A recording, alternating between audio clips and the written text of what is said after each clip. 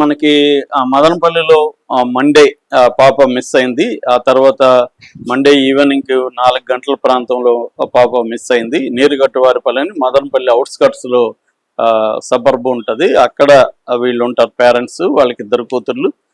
వాళ్ళిద్దరు పనులకి వెళ్తా ఉంటారు. అలాగే ఆ రోజు కూడా వాళ్ళు పనులకి వెళ్ళిపోతే నానమ్మ తర్వాత తాతయ్య వీళ్ళతో పాప ఆడుకుంటూ ఉంది. అయితే వాళ్ళు ఏదో వాళ్ళ పనిలో ఉంటే పాప బయటికి వెళ్ళింది, తర్వాత రాలేదు. ఎంతసేపటికి రాకపోతే వీళ్ళు బయటికి వెళ్ళి చూస్తే దొరకలేదు. దాంతో అరౌండ్ 4కి ఈవినింగ్కి వాళ్ళు తల్లికి ఫోన్ చేశారు. తల్లి వచ్చింది, ఆమె ఎతికింది. తర్వాత భర్తకు ఫోన్ చేస్తుంది, అందరూ ఎతికారు, బంధువులు వచ్చారు. సో ఖచ్చితంగా మిస్ అయిపోయిందని అర్థమైనాక 1 టౌన్ పోలీస్ స్టేషన్ మదనపల్లికి వెళ్ళి కంప్లైంట్ ఇచ్చారు. వాళ్ళు ఎఫ్ఐఆర్ నమోదు చేసుకొని వాళ్ళు వెతికారు. ఈ క్రమంలో దాదాపు అర్ధరాత్రి అయింది. అర్ధరాత్రి అయినాక అరౌండ్ 1:30 నైట్ ఆ ప్రాంతంలో సమీపంలో అంటే ఎదురుగా అంటున్నారు, ఆ ఎదురుగా ఉంటున్న కులవర్ధన్ అనే ఒక అబ్బాయి మీద డౌట్ వచ్చింది. ఆ అబ్బాయి రూమ్ ఒంటరిగా ఉంటాడు. సో వీళ్ళు తలుపు తడితే తీయలేదు. లోపలికి కిటికీ ఓపెన్ చేసి ఫోన్ వెలుగులో చూస్తే అతను నిద్రపోతున్నట్టుగా గాఢ నిద్రలో ఉన్నాడు. వీడు తాగేసి నిద్రపోతున్నాడు అనుకోని పోలీసులు వచ్చేసారు.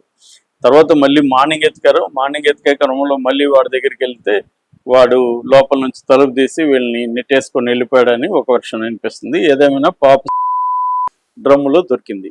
ఆ తర్వాత పెద్ద ఎత్తున బంధువులు వీళ్ళు వచ్చేసి ఆ పాప పోస్ట్ మార్టంకి తీసుకెళ్లకుండా వాళ్ళు ఆందోళన చేశారు. వాడిని మాకు అప్పగించండి, మేము అని చెప్పారు. లేదంటే ఇప్పుడే ఎన్కౌంటర్ చేయండి, ఉరి తీయండి, ఇలాగా వాళ్ళు. ఎందుకంటే ఇది ఒక షాకింగ్ గా ఉంది. 7 ఏళ్ల పాపని అనేది వాళ్ళు జీర్ణించుకోలేకపోయారు. సో బంగారు బిడ్డ ఆడుకుంటున్న బిడ్డను తీసుకెళ్లి ఇంత దారుణంగా అనేసి ఆగ్రహవేశాలు అక్కడ ప్రజల్లో కూడా ఈ మధ్యకాలంలో ఎప్పుడు కూడా మదనపల్లి ఈ స్థాయిలో ప్రజా ఆందోళన కనబడలేదని చెప్తున్నారు. ఆ స్థాయిలో వందల మంది వచ్చేసి చెన్నై ముంబై హైవేను కూడా బ్లాక్ చేశారు. సో ఈ క్రమంలో ఎస్పీ వచ్చాడు, తర్వాత డిఐజీ కోయ ప్రవీణ్ వచ్చాడు. పోస్ట్ మార్టంని ఈవినింగ్కి తీసుకెళ్లి పోస్ట్ మార్టం చేశారు. పోస్ట్ మార్టంలో క్లియర్గా పాపని అత్యాచారం చేసి ఆ తర్వాత నీళ్ళల్లో ముంచి చంపేశాడు, నీటి డ్రమ్లో ముంచి చంపేశాడు అనేది. అంటే ఆ పాప ఏమన్నా బయటకు వెళ్ళి చెప్తుందేమో అని వాడు భయపడి నీటి ముంచేస్తాడు అనేది పోస్ట్ మార్టం రిపోర్ట్లో తేలింది. దాని తర్వాత దాన్ని ఫోరెన్సిక్ దీనికి కూడా ల్యాబ్కి కూడా పంపించారు.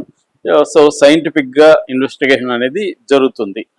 అయితే ఇప్పుడు ఆ అబ్బాయి చనిపోయాడని ఇప్పుడు ఒక వార్త వస్తుంది. ఆ శవం అన్ని కూడా వీడియోలో వచ్చింది. ఇది ఎక్కడంటే అక్కడ కురబలకోట మండలం అంగల్ అని ఉంటుంది. అంటే మదనపల్లి నుంచి ఒక 20 కిలోమీటర్ల దూరంలో అంగళ్ళ అని ఉంటుంది. అంగళ్ళ దగ్గర కనసానివారిపల్లి చెరువు ఉంది. ఆ చెరువులో ఈ అబ్బాయి శవం తేలింది.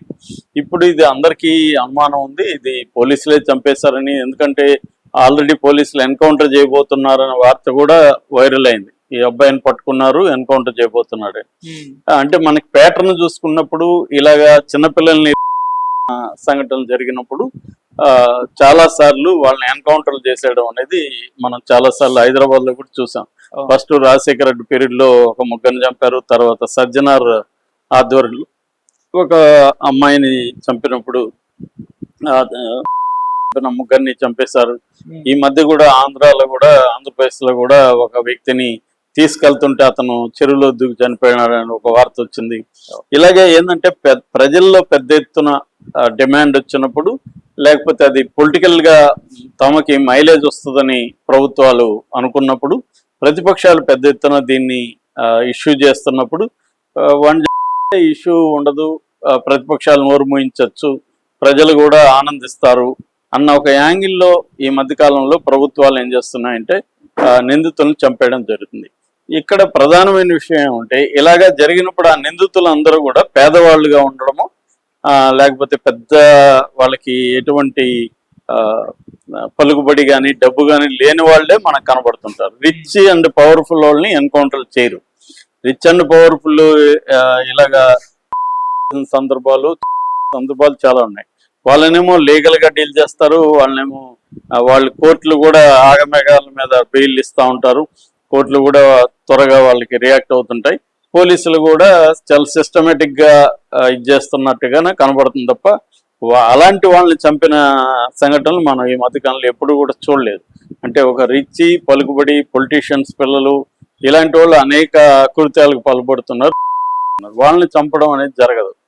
ఓన్లీ ఇలాగా పేదలు, లేకపోతే వీళ్ళకి ఎటువంటి బ్యాక్గ్రౌండ్ లేదు, లేకపోతే మైనార్టీలు, దళితులు ఎక్కువగా వీళ్ళే ఉంటారు. కులపరంగా తీసుకున్నప్పుడు బీసీలు కానీ దళితులు కానీ వీళ్ళే ఈ చంపడం అనేది జరుగుతుంది. ఇక్కడ కూడా ఈ అబ్బాయికి ఏం బ్యాక్గ్రౌండ్ లేకపోవడం, అందుకని ఇవన్నీ ఆలోచించి చంపేస్తే మనకి ప్రజల నుంచి మద్దతు వస్తుంది, ఇటు ప్రతిపక్షం జగన్ నోరు మోయించవచ్చు అన్న యాంగిల్లోనే జరిగినట్టుగా మనకు కనబడుతుంది. ఎందుకంటే హోంమంత్రి అనిత మా పోలీసుల అధీనంలో ఉన్నాడని చెప్పడం, ఆల్రెడీ పట్టుకున్నాడని వార్తలు వచ్చాయి పోలీసులు.